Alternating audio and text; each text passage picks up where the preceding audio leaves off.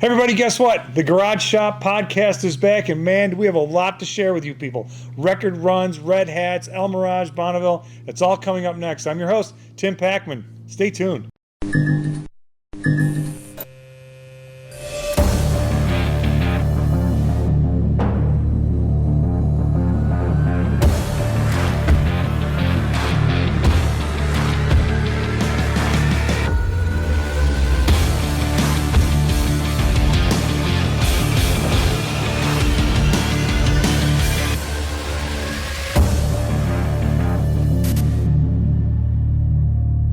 Hey everybody, welcome back to the Garage Shop. It's been a while since we talked to you guys, and there's been a lot going on here. I'm your host, Tim Packman. I'm here with the owner-driver, Aaron Brown. Aaron, good to see you again, buddy. Good to see you too, buddy. You have been busy, haven't you? Everybody has. Okay, let's wind the clock back a little bit.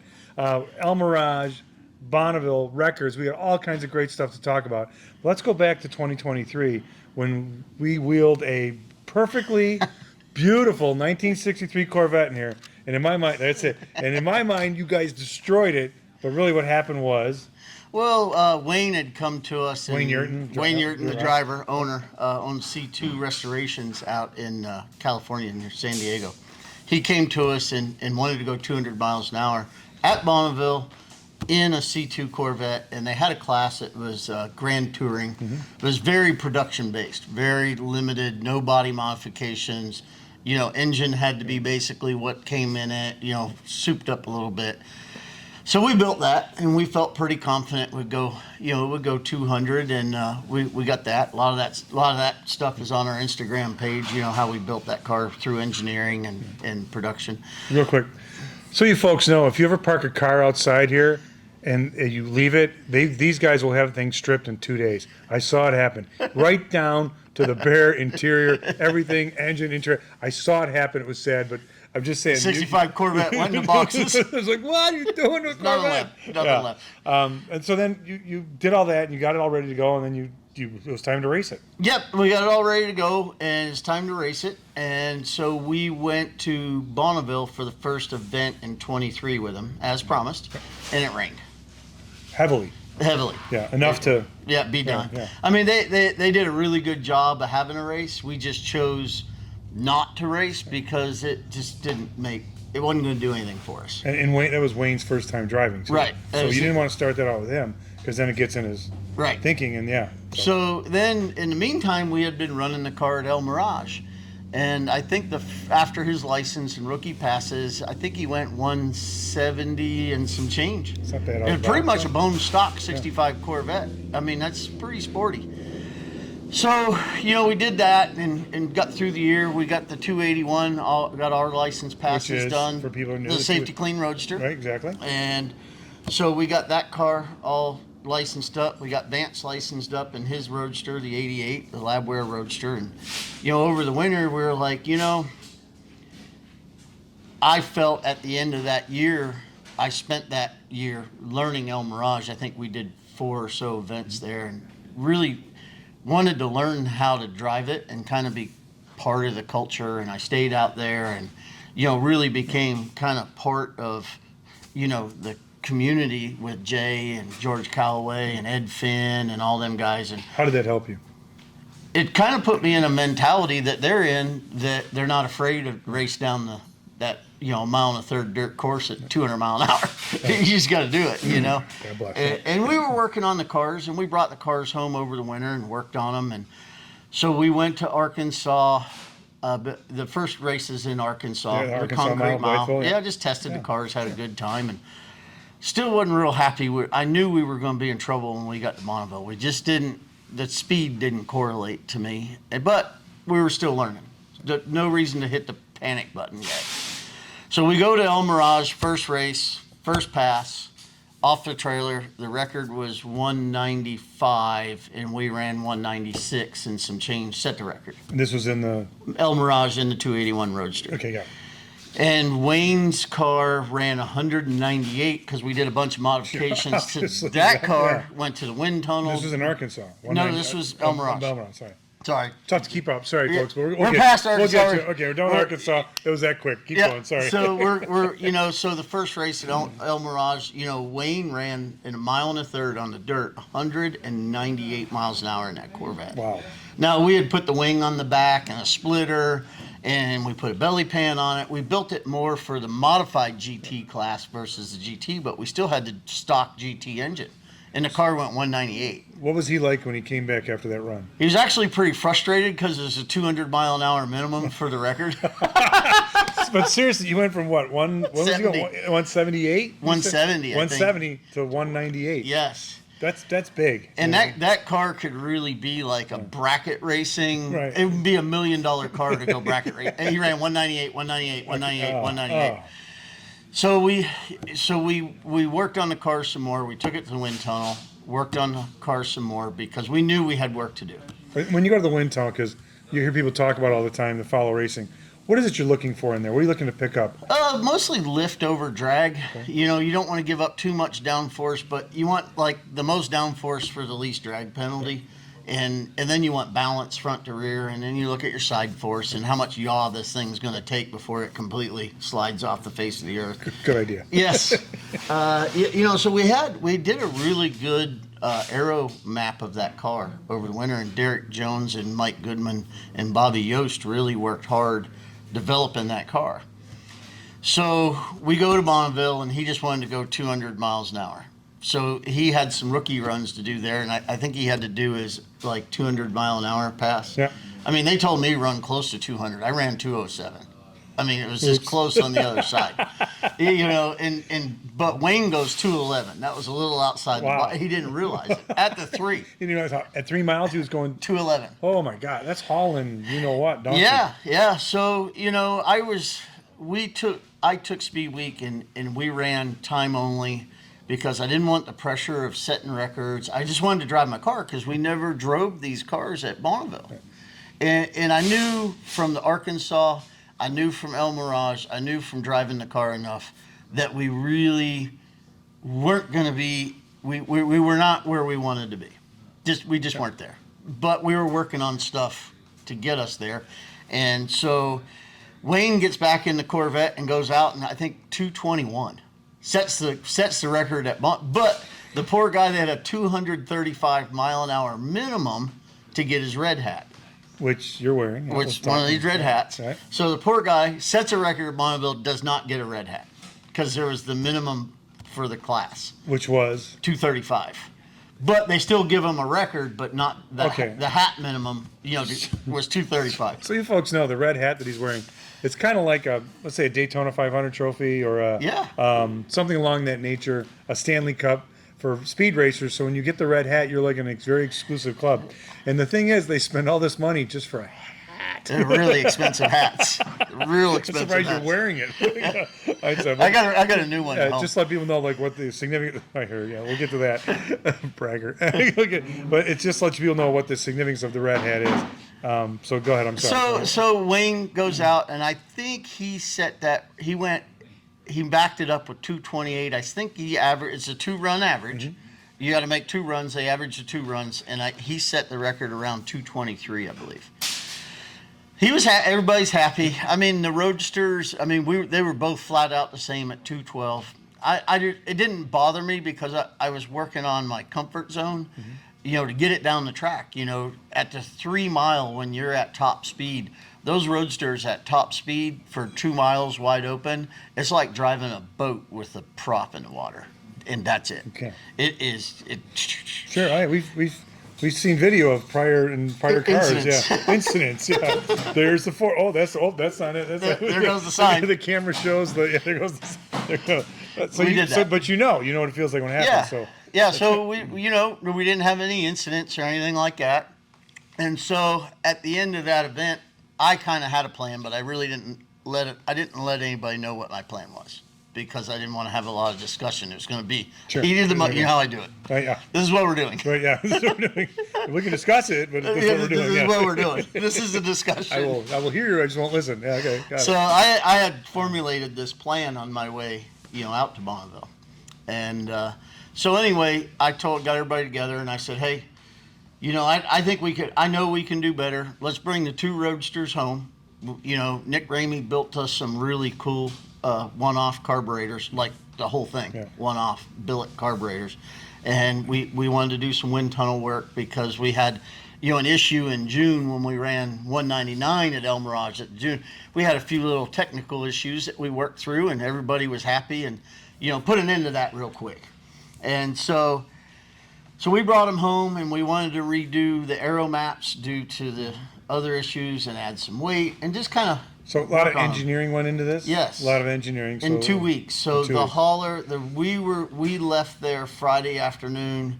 I think the engines were still warm when Tim and I and Wesley pulled in the parking lot Sunday afternoon. Now, remind folks, how long is that ride again? 2,300 miles. 2,300 miles, yeah. We drove straight from Bonneville to somewhere in the middle of Nebraska, and then straight from Nebraska home. You've been on those trips. I've been on those trips. I mean, it's beautiful. Don't get me wrong, but it was like seeing country you don't see before. But it's a lot of driving. It's a ride, but it's a lot of windshield time. Yeah. Yep. So we get the cars home, and to get them unloaded, and Derek, Derek and Spencer and engineer Derek, they had a really good plan, and we had a big meeting here at the shop, and I said, we have an opportunity here, and that opportunity is that we can go back to Bonneville for the USFRA event, set the record, and then 6 days later go to El Mirage and get in the 200-mile-an-hour club at El Mirage, which Ed Finn told me today. I think there's only in the 75-year history 125, 150 people in the El Mirage 200-mile-an-hour club. So what was the reaction when you said, let's go? They dug in. Yeah. I tell you, I couldn't be more proud of all of them, because my wife and I started the horse ranch, and I've been busy with that, and I kind of just stay out of it. I've stepped away a lot from the shop and let these guys really blossom, and they did, and that was really a culmination of about a year and a half of me kind of. Tough for you. No, it's not actually. I got a lot of work to do at home. Well, I mean, you were here basically 24/7. 24/7, literally, and and now you're like, you got the Powerhouse Ranch, and now all of a sudden you're kind of Horsepower Ranch. Sorry, and you're kind of out of the shop, out of the garage shop a little bit. You have enough people. You hired the right people to make it still go. And they did, and I didn't have a lot of say in with the cars and stuff like that, and. We went to the wind tunnel, spent, 14 hours in the wind tunnel one day with both cars. Yeah. Learned a lot. Derek Jones went over all that, Spencer, and Derek Kearns put his input in. And so basically, Josh and I drove the cars in the 2-car trailer back to Bonneville. Mm-hmm. Another, 2 weeks later, we turned around and, back we go. And we get out there, go through. It was USFRA, but sanctioned by the SCTA. Okay. So we get out there, go ahead, tech's fine. Everything's good as usual. And our first pass down the track in the 281 Roadster, was 231 miles an hour. Well, I guess that wind tunnel paid off. Well, I knew when I took off. I'm like, man, this is a different car. Really? Because you don't get practice runs. This is it. You just go. Yeah. So I'm going down through there. I get to about the 3-mile mark, and I look down at the tack, and man, that thing's like 9,000 RPM. Wow. You get to the 4, and she's bouncing off the rev limiter at 9,500. Driving good, so I pushed on through, and I'm trying to do the math in my head of how fast I think I'm going. We're going down through there, because I'm like, well, damn, we ran a 340 gear last time, had a 331 in it this time, and I'm like, this thing's at 9,500 at the 4-mile marker, pushing through to the 5. I'm like, we're moving. Like this, and you're matted by that. To the floor. You're to the floor. Pressing it right through. Bending the gas pedal. Put on the cruise control. Yeah. There's cruise control. and the car, I can't tell you. I don't know exactly what they did to it, other than some of the engine stuff in the wind tunnel. But what we had at Speed Week versus what they brought back for USFRA, World of Speed, was unbelievable. So, we go to impound, but we never thought we'd go that fast, so I never sealed the tank. And I'm like, hey, guys, I was honest with them. Our tank's not sealed. And they were kind of like, well, I said, nah. I said, I said, we can do it again. He goes, well, what do you mean? I said, well, I think we can go. I want a little bit more of a cushion because it was a 229 record. Yep. I said, I think I can go faster. And so we left impound, and the next morning, I wasn't happy with the conditions. For some reason we did not run the next day, and I burned a day up because I just didn't feel the conditions were what we needed. The line was long. It was going to be a crapshoot when we got to run. And you've run enough that you can trust your instincts now. Yeah. When you're out there and running out there, because you and the best engineers at the bottom of your back. You know what I'm talking about there? Right. So to quote Bobby Ellison, but it's so now you're like you don't have the gut, then the feeling you don't. Yep. So we took Saturday off, and see that only left us Sunday and Monday to get it done. So Sunday morning we had all our stuff. We got in line and ran 2:34. You're right. Yeah. Back to impound. Right. And impound went like I expected. It was okay. Explain impound. So impound. So we go get the car certified. Right. But if you break a record, right? You go to impound. And then what do they do with the car there? They look at the body. Right, yeah. Like an inspection. Fuel. Yeah, right. They're pretty tight, Yeah, and it should be. Right. They do a great job. And we had some issues early on in the year, but we worked through them, and nobody wasn't mad at anybody. It was just, let's just fix it and move on. Right. It's like it's not the first race car I ever cut up because it wasn't right, because you didn't like it, because somebody important didn't like it. Trust me. I've known you long enough. You've seen it. Yeah. 20, how long? Yeah, almost 30 years. Yeah, long 26. time. Jeez, yeah. So we got through impound, and then we ran the next morning, and somehow we ended up first in line, and it had rained the night before. And I was like, whatever. It's going to be what it's going to be. Right. We're still going to send it. Sure. I'm going to find out where this car, Yeah. there's going to be checkers or wreckers. Right. And we went down through there at 232.9. Did it. So, we go back to impound and get everything certified for the most part. And we had one little thing to get checked off by the Roadster Committee, which they did because we were racing at El Mirage. And 6 days later. Yeah, So, 6 days later. Yeah. Right, and that was fair. Those guys weren't there, Yeah. and I want everybody to be happy because once it's done, it's done. Right. And I wanted to put that behind us, and it was just a little thing on the grill. No big, no. If anything, it hurt us. Right. Whatever. Not, the way we have it is not good. The way they want it is better. Yeah. If I had to do the car again, I would do it exactly like they wanted it. So Russ come over and he brought his calipers and measured the grill, and he goes, "You're right on the money. So you're good to go." He signed it off.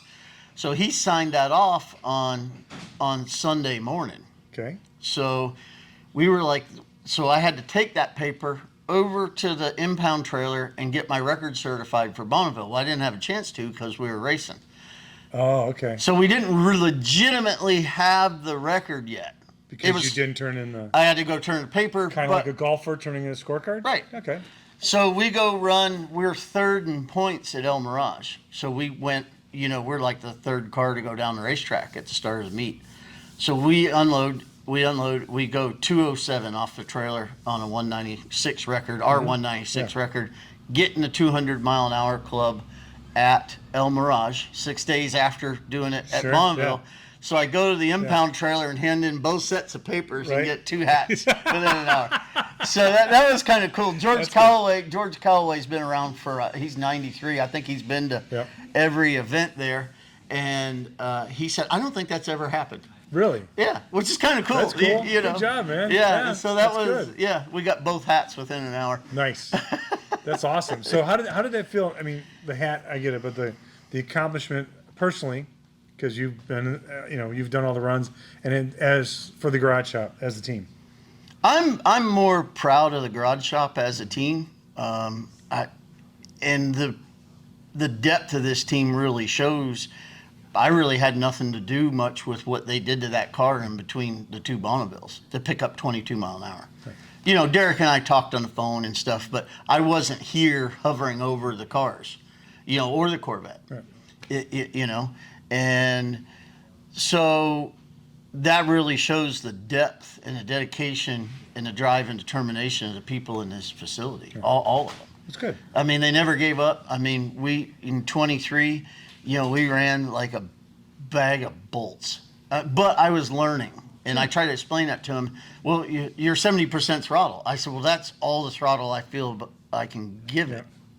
Give me, I want to learn. I want my comfort zone to keep going up, Car and control, it did. right? Your car control is what. Yeah, car control. Yeah. And when we went down through there in the first pass at 231, man, that was a huge confidence booster. And and all the people here are the ones that gave me. I didn't earn that. Sure. Yeah. I mean, I just held it. I mean, it went to the floor and I put it there. That's How about the people there, your competitors? How did they? I mean, you said you built up a camaraderie. Yeah. So I mean, competition is competition, but this is kind of a different. It was really good. I chose. We went back to World Finals, which was the third event at Bonneville, and the weather was a little against us, and the track was a little against us. We lost a little bit of speed. We were running 228 consistently. I mean, we could have worked on it and went faster, but I didn't want to bump the record. I don't want to race myself. Right. It doesn't make sense. I can't wrap my head around that. There's other people out there. Let them have a chance to. If you beat it, I know what I got. Yeah. I mean, I feel we're at a level with the 281 Roadster that 240 plus is in our wheelhouse with that car. Yeah. I mean, it went 234. So we're Sure. It's only a little bit more work. Speaking of drivers, a new driver kind of came to the Labware Roadster. You got Kyle. Yeah. I mean, that was amazing. I was following that because we watched him, at Blytheville, Arkansas, the mile, and all of a sudden he started picking up more and more, and then all of a sudden I was following, and boom, next thing you know, he's out there at Bonneville laying down some serious. He did. Yeah, we were out there, and Vance had electrical type issues, I think, or something. I can't remember. It was something, and it was getting towards the end of the week, and Kyle was going to drive Vance's car, but it just we weren't happy. Could we fix it? Yeah, but it wasn't worth the effort. And I said, well, just get in my car, Kyle. He came all the way out here. Yeah. Get in my car and do your rookie run stuff. And he licensed all the way up to 200 miles an hour in my car. And never drove there before. I was just going to say. It made it look easy. I think it's hereditary with him. Yeah. And then we went back. He came, the 88, Vance was traveling. And so Kyle came out and drove the 88 at the USAFRA event. Mm-hmm. And he went 220 in Vance's car. Yeah, fifth time he's ever been down a racetrack. Again, it goes back. Does he have a red hat now? Nope. Okay. Their teammate keeps. Okay, got it. I was just curious. The teammate ain't showing him much love. Okay, so now you got a different driver. That shows all the learning you've done and how much the technology, everything, the engineering has grown here. Absolutely. Garage shop, so yeah.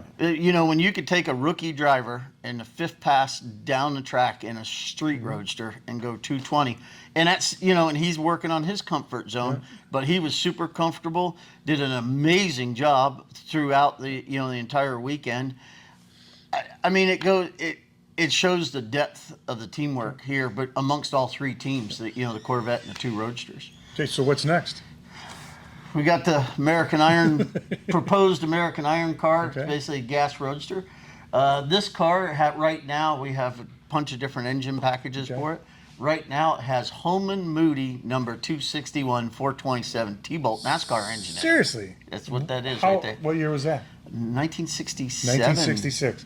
So that's a 1966 motor in there. Yeah, iron head. And Holman Moody, that's some top-notch stuff. It's the real deal. Stamped. It's the real deal Holman Moody motor.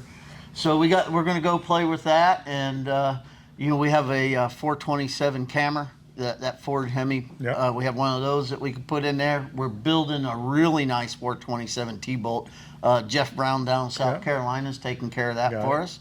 So that's going to be a really fun car. It's a different class, like Street Roadster. You really can do nothing aero-wise to help you. You got what you got. This falls under gas roadster rules, which lets you do a belly pan. You can section the body down a little bit, lengthen it a little bit, wheelbase. But on Stuff you love to do anyhow. right, but on the, but you don't get the engine package. Okay. But you get the aero package, so it's kind of opposite of the street roadster class. So we're looking forward to dabbling in the gas roadster classes. Where will that run? Bonneville and El Mirage. Okay. That car is going to El Mirage in 3 weeks. So it's going to get painted Thursday. Now, do you remember how I told you how they can strip a car?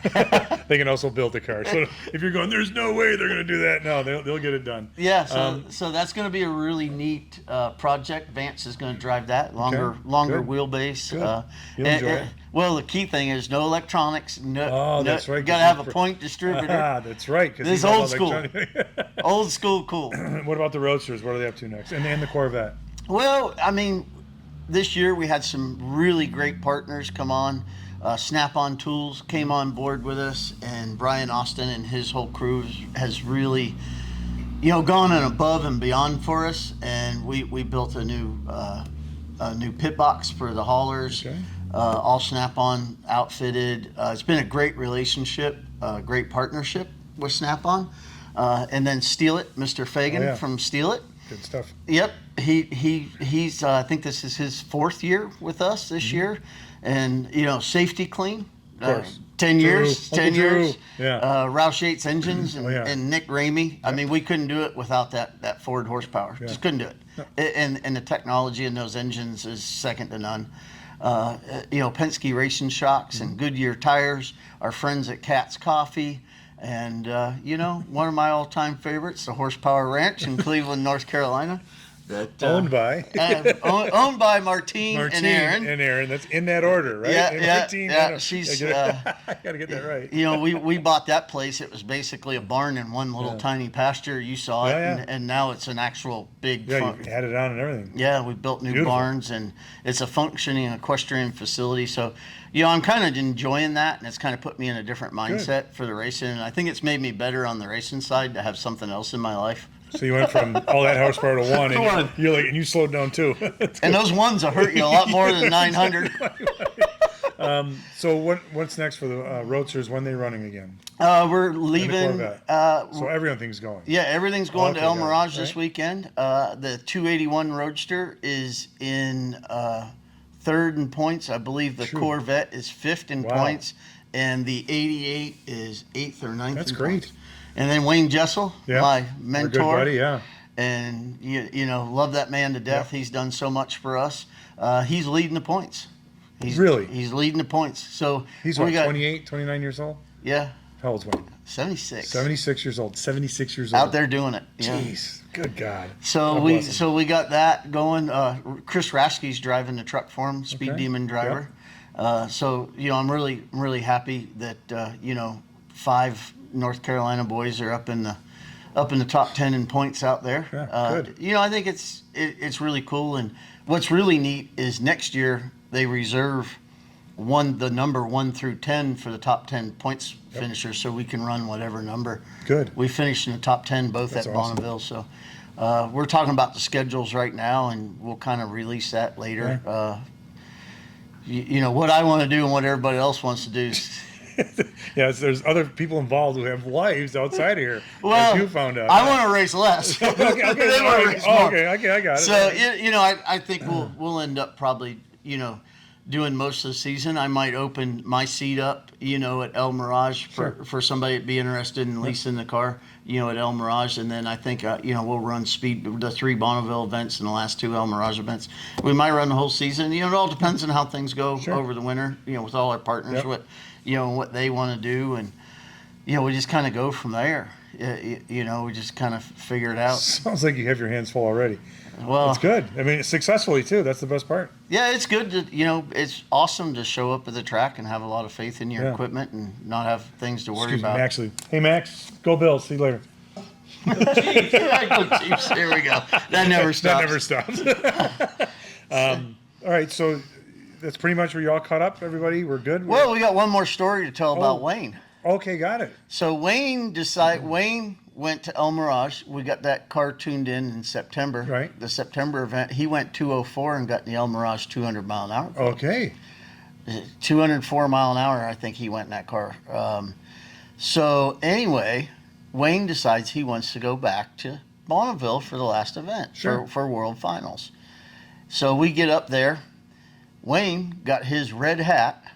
The poor guy, his first pass, he went 234.9. What? Yes. Did not qualify for the record. Oh my God.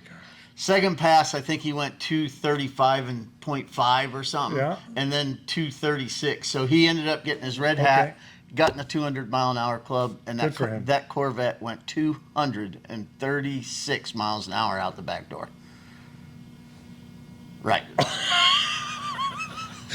After what you guys did, butchered it here and everything, but you definitely. So I think I that's can good. honestly say that is probably the world's fastest C2 Corvette. And he's got to be thrilled beyond. He was.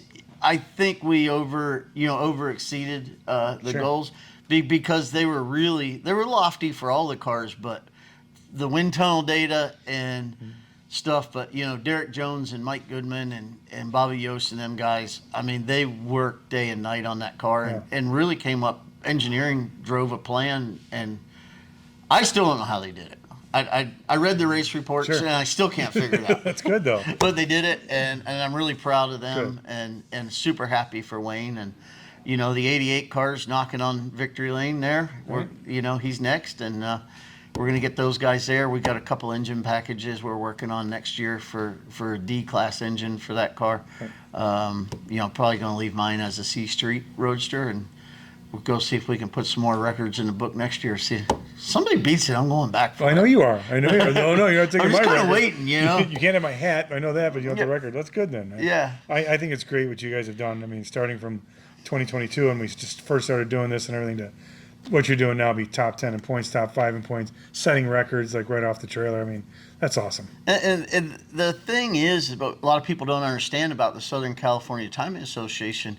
It's 100% volunteer driven, Yep. and these people, I mean, they have I think 6 events at El Mirage, and 3 events at Bonneville. One taking up 2 weeks of your life, as you know. Yeah. And these people, Jill and Nick and Jay and Lee Kennedy and Bill Latin and all these people and Wendell that just and Heather that they dedicate their lives for us, give us a spot to do this, and it's a lot of work. I've heard them talking, and, Sure. and I really respect that and thank them. And we try to do as much as we can to help the organization. That, Yeah. and we hope to do some more next year to help that along however we can. And but I can't thank those guys Yeah. enough. They do a great job. Unbelievable If someone army just of people. they didn't do it, I don't think anybody would. No. And now they got to get people to. It'd take film. years to figure it out. No, yeah, you kidding me? Yeah, the rules, the timing, It'd take who's hot the red hats, where they kept, stuff like that. Yeah. That's good. All right, I think we're caught up here. Yeah, I think we're good. Right. And I think maybe we do this once a month and Sure. kind of catch up. And we had that open house that time. Maybe we do that again in That'd the be spring. great. That was awesome. That was a lot of fun. October 7th last year. Yeah. So I think maybe we do that Well, again we and kept enjoy the that. sign, right? Yeah. So it's just we've good. been really busy, and No, I get it. I apologize to everybody that does follow our channel. Yeah. For not keeping up with it, but we really had to get focused on our teams Yeah. and our racing, and it's not that we didn't have anything to talk about. It's we had to get our feet on the ground and Right. get everything running Solid, right, and that So takes time. Now I have the results to share with everybody, and that's good. So we're going to do this, keep doing this as they keep setting records and everything they got going on there. Well, we'll see. Okay. They're not promised. Thanks, man. Appreciate it. Thank you, bud. All right. Good to have you Here again. you go. Also, there's a lot of team members here at the garage shop. Right now, we're going to talk to Aaron's crew chief, Jim Jubenville. And Jim, first of all, nice to meet you. Nice to meet you. He is kind of new to the group, but you've been here for like a year. First of all, what's your Just background? 2 years. 2 years. I'm Just sorry. about 2 years now. Yeah. Well, what's your background? So my background is various. I was in the Air Force for 10 years. I was crew Congrats. chief on the C-130s. Okay. Got out. I was a general auto mechanic for a little bit. I was on an ARCA team for a short stint. Didn't quite work out. You know, things happen. It's racing. Yeah. Yeah, exactly. Racing, We've all been there. Then I was a nuclear security officer for 13 years Okay. at McGuire Nuclear Station. All right. And that didn't work out again. I had some medical issues. I was different things in life changes. And then I started I wanted to get back into racing, automotive, just cars. I've always grown up working on cars. You know, with my father. Just Where's your the hometown? garage. I'm from Long Island, New York. So that's you know, just growing up working on cars, always done Okay. stuff and build things all my life. So I was like, it's time. I want to get back into racing. So I knew Aaron many years before that through my son-in-law David Chapman has done a lot of graphics here for him on the cars and stuff. So I'd come and work with him, and so I knew Aaron then. Just build a relationship. So a couple of years ago, he had put a Facebook post, look for people, and I was like, well, here we go. So I came down and talked to him, and that's it. And that's where it started. So good. here I am. So does this fulfill your the mechanical part, Yes, the engineering, everything? this is maybe not the nuclear security Yeah, thing, but no. yeah. This is actually a childhood dream to be here, in a way, because I've always wanted to be on a race team, and then come to find out that's not exactly the road I wanted to be on, because being in the military, you're gone a lot. Race teams usually, so that didn't really pan out. Right. But here, I've got a little of best of everything. I mean, working on some awesome cars here. Teams. Definitely unique. Definitely, yeah, definitely.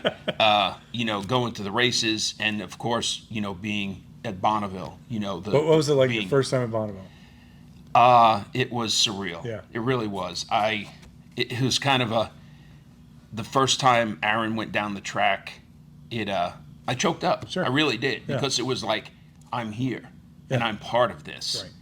So it was, it was just that moment is like, and then every time it's still, even at Mirage, and to this day, it's only been 2 years, but I get that rush. And that'll keep you going forever. Yeah, of course. Yeah. So when the first time I went, when I stepped out of the truck on the salt, I felt like Neil Armstrong, like one small step. Right. I'm standing on the Bonneville salt flat. Yeah. I was like, I called my dad. I go, guess where I'm standing? He goes, who knows with you? I said, Bonneville salt flats. He goes, really? Yeah. Like he was like, so Right. I know exactly what you're talking about. Yeah, so this has just been altogether being on a team, and these guys are great. From day one, when I started, I felt like I just fit right in. Everybody, I would ask questions, and it wasn't like, oh, that new guy don't know what he's doing. No, that's how It was just everybody just chipped, just helped. And I answer a question, they'd ask a question, they'd answer it. It was just great, and it still has been now to this day. Just everybody works together, and it's a lot of fun. I enjoy it. So setting the records, you step in, Yeah. and all of a sudden Yeah. things improve. Right. And there's a bunch of reasons you got to take your share of the credit. Right. But now you're like setting records and the red hats, and you're at Bonneville, you're at El Mirage. I mean, Yeah. sum that up if you could. It's again, it's surreal. It's just to be part of that, and then but when he gets the records and goes down the track, it really is. It's insane feeling, just being there. And what do we get the most satisfaction out here? What's the one thing you're like, man, the best part working here is the builds, the completion of the cars, and the things that we do on these cars, and when it comes and it's complete. Like for example, the Corvette.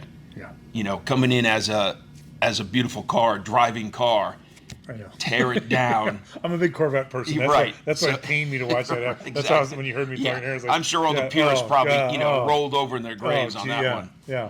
But to turn it and then to do what we do to it, and the first time it starts up, that's another Sure. thing. Just that moment, what we've done, And for then- Wayne, this is the Yeah, first of time course, he's he- ventured into this, and he's Yeah. like setting records and like amazing what he's doing there. But yeah, I mean, he's high as a kite. that's great. And I've been on a few times, and he's like that little kid excitement, and you're like, Yeah. and it builds you. You feed off that. Oh, yeah. Because he comes in not being a demanding ass. Right. But he comes in going, hey, and he realizes the effort, and then the results Right. show Yeah. up on the track. So that's kind of like the culmination Yeah. of everything you guys do here. Yeah, that's the just like I said, all of it. Just everything we do here is, I just enjoy every bit of it, because it's like I said, it's a childhood dream of just working on vintage cars to the salt flats, El Mirage, these cars, and all the different things we do, and I'm touching, and fixing, and we have cars in museums, Yeah. that I actually,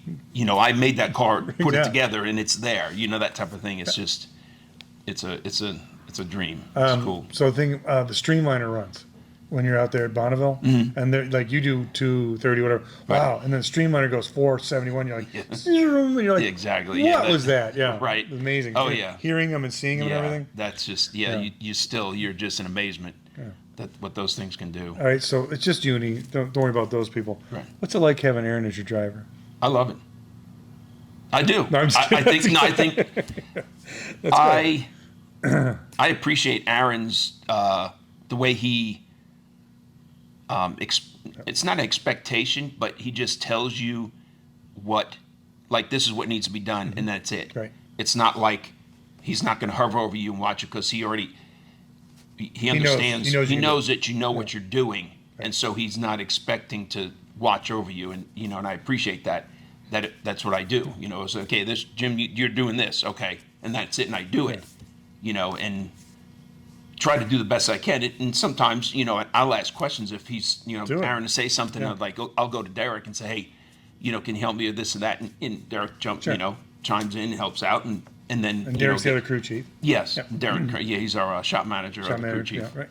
So yeah, it's definitely learning, but I just jump right into it, and I've enjoyed it, and when we're at the track, I can relate with Aaron how he wants to how he stays focused and how he wants to be focused, and once he's in that car, I'm the same with him. Like as far as he's ready to go down the track.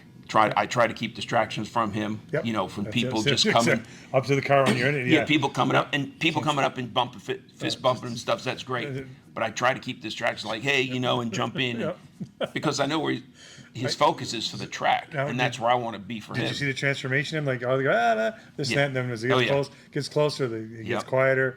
His eyes get darker. Yep. And then I'm like, I'll be over here if you need anything. Right. And like you, it's like, hey, now's not a good time. Right, exactly. We'll talk after the run. Nothing Right. personal. Yeah. Just go the hell away. But yeah. So again, it is an honor to be a crew chief for him for over a year. And just so because, he spoke very highly of you. Just so we talked. I go, who's this Jim guy? And he told me he just went on. I go, that's great. And so he said he's very happy with you. So I'm just like, it's mutual. appreciate So it. Yeah, I was just having fun that's cool. earlier. Yeah. See if we got. So appreciate it, man. Yeah, Keep thank up there. you. There you go. There's All right. your world record holding red hat club crew chief Jim Jubenville. all right.